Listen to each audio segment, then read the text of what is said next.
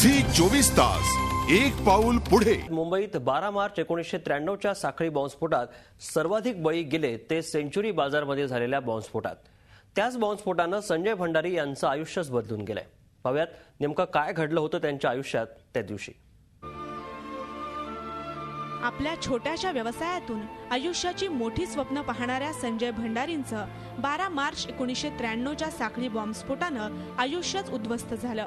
या बॉम्बस्फोटाच्या आठवणींनी आजही त्यांच्या अंगावर शहारा येतो, कारण बॉम्बस्फोटात त्यांनी आपल्या सख्ख्या भावासह स्वतःची श्रवणशक्ती गमावली आहे। मोठ्या भावाच्या रूपानं एक आधार आणि स्वतःचा कान गमावल्यानंतर नव्यानं सुरुवात करणं त्यांच्यासमोर एक आव्हान होतं।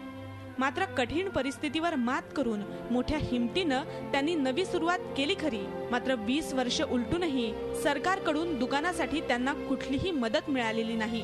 गव्हर्नमेंट तरफ आम्हाला काय मदत नाही। आम्ही आमच्या पैशाने कर्ज काढून आम्ही परत दुकान उभी केली।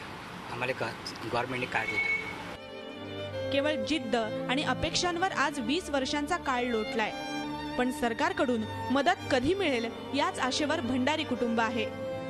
20 वर्षांपूर्वी बॉम्बब्लास्टमध्ये पूर्णतः उद्ध्वस्त झालेलं संजय भंडारी यांचं दुकान त्यांनी मेहनतीने पुन्हा उभं तर केलं। मात्र ब्लास्टमध्ये गमावलेला एक भाऊ आणि जखमी झालेला एक कान ते काही केल्या परत आणू शकत नाहीत। त्यामुळे कितीही वर्ष झाले तरी मुंबईकरांच्या या जखमा भरता येण्यासारख्या नक्कीच नाहीत। व्हिडिओ जर्नलिस्ट संदेश बैकरसह दीपाली जगताप, झी 24 तास, मुंबई। झी 24 तास एक पाऊल पुढे।